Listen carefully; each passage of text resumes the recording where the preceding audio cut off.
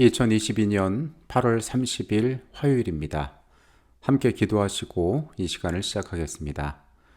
사랑이 많으신 아버지 하나님, 우리의 삶에 대하여 주께서 가지신 선한 뜻이 무엇인지를 이 아침에 발견하기 원하오니 주님, 이 시간 우리 각자의 심령 가운데 역사하셔서 하늘의 귀한 것들로 일깨우시고 하나님 닮은 모습으로 이 땅 살아갈 수 있도록 우리 가운데 말씀하여 주시옵소서.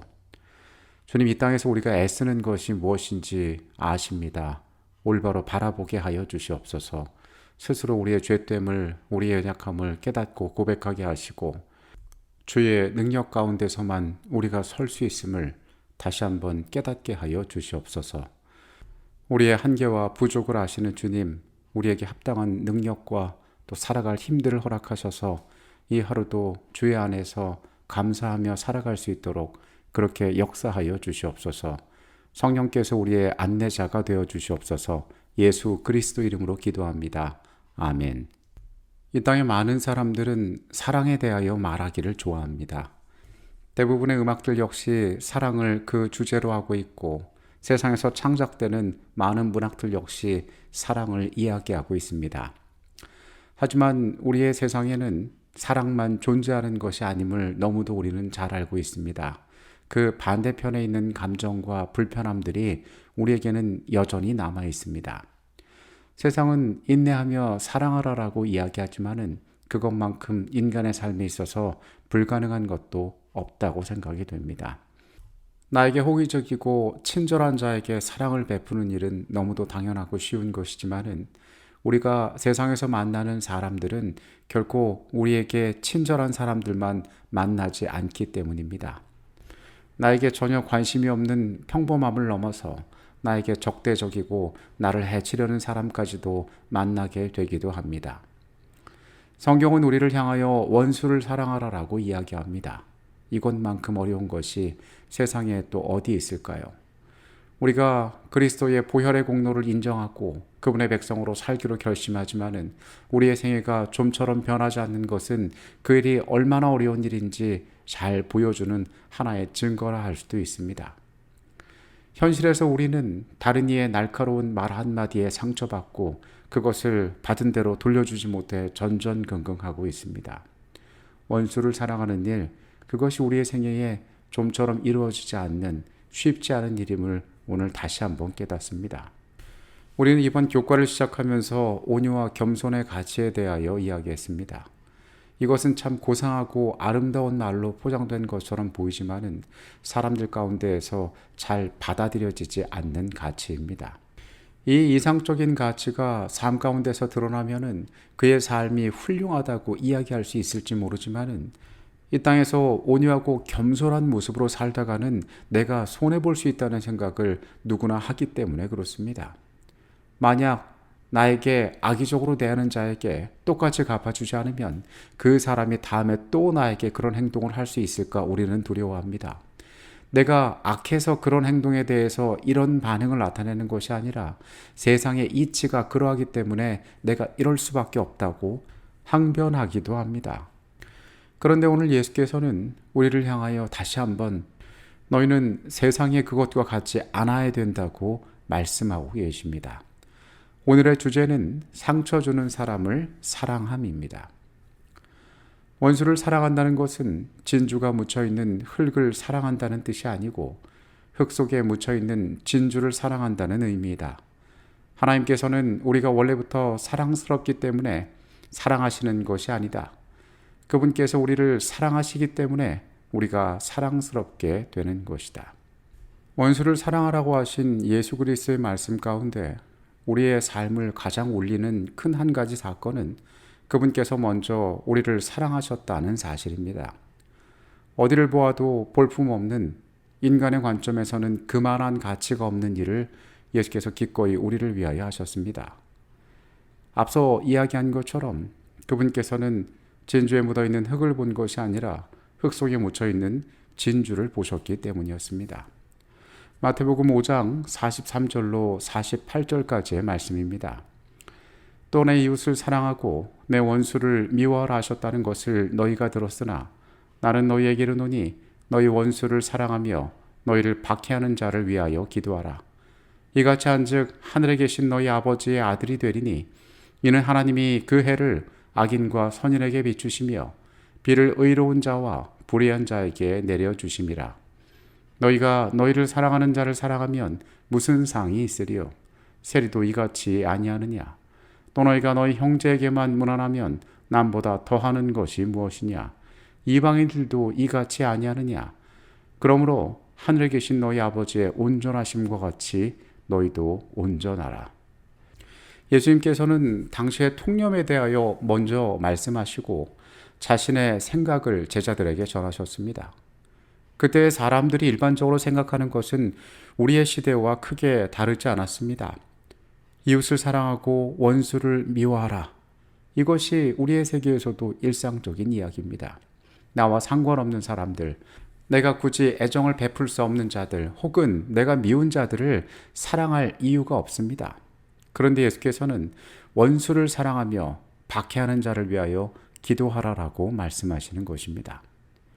그리고 주께서는 여기에 대하여 하나님께서 세상에 대하여 베푸시는 매우 중요한 것을 말씀하시니 하나님께서는 그 해를 악인과 선인에게 비추시며 비를 의로운 자와 불의한 자에게 동시에 내려주신다라고 이야기합니다. 이 땅의 사람들이 하나님의 목전에서도 악하고 또 선한 자들로 나눌 수가 있겠지만은 그 하나님께서 그 모든 자들이 살아갈 수 있도록 동일한 은혜를 베풀고 계신다는 것입니다. 그래서 예수께서는 제자들을 향하여 하늘에 계신 너희 아버지의 온전하심 같이 너희도 그러하라라고 이야기합니다. 이 땅의 사람들과 똑같은 모습으로 살아간다면, 이 땅의 사람들과 같은 모습으로 살아간다면 너희가 어떻게 하나님의 자녀로서 구별되겠냐라고 이야기하시는 것입니다. 주께서는 세상에서 평범하게 살아가는 우리의 삶에 그 이상의 것들을 가르치고 알게 하기를 원하십니다. 예수님께서는 5장 45절에서 우리에게 상처를 주고 힘든 시련에 빠뜨리는 자들을 우리가 어떻게 대해야 할지 설명하기 위하여 하늘 아버지를 예로 듭니다. 그분께서는 앞서 이야기한 것처럼 의로운 자와 불의한 자 모두에게 축복을 내려주십니다. 하나님께서도 그를 사랑하시고 그의 삶에 대하여 동일하게 대하시는데 우리의 삶은 과연 어떤 태도를 가져야 할까요? 예수님께서는 우리를 힘들게 하는 모든 사람에게 대하여 항상 따뜻하고 부드러운 마음을 가져야 한다고 말씀하시는 것은 아닙니다. 그런 태도가 이 땅에서 가능하지도 않습니다. 그분께서 우리에게 말씀하시고자 하는 것은 근본적으로 원수를 사랑한다는 것은 그들에 대하여 어떻게 느끼는가에 관한 것이라기보다 그들에게 관심과 배려를 나타내는 구체적인 행동을 의미하는 것입니다. 당시에도 대단히 논쟁적이었던 예수님의 이 말씀을 주님께서는 이렇게 결론을 맺으십니다. 그러므로 하늘에 계신 너희 아버지의 온전하심과 같이 너희도 온전하라. 우리가 문맥을 살펴볼 때에 주께서 하신 이 말씀의 의미는 매우 명백합니다. 하나님의 완전하심과 같이 완전하기를 원하는 자들은 그분께서 당신의 원수들에게 보여주신 것과 같은 사랑을 자신의 원수들에게도 보여주어야 한다는 것입니다.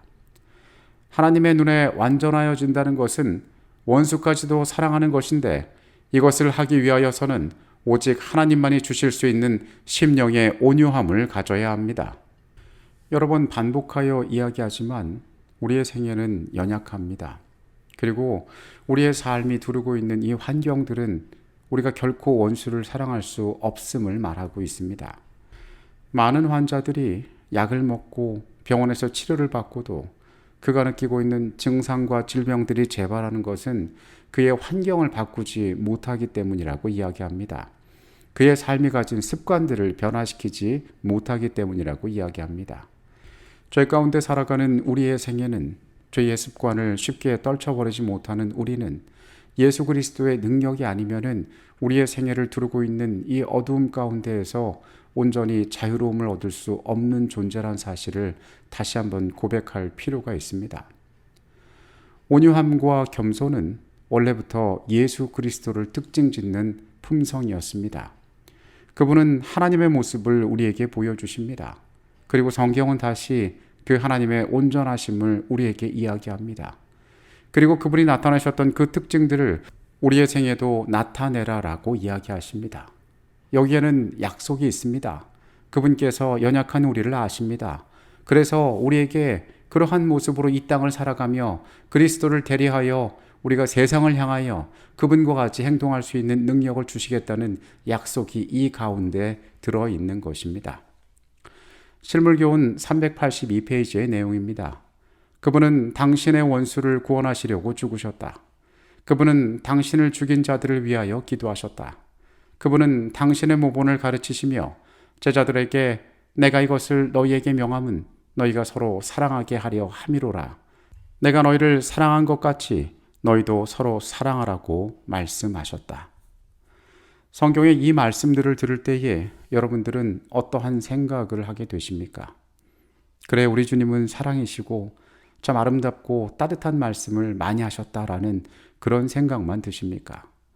혹은 반대로 그것 때문에 내 마음 가운데 무거운 부담이 들진 않으십니까?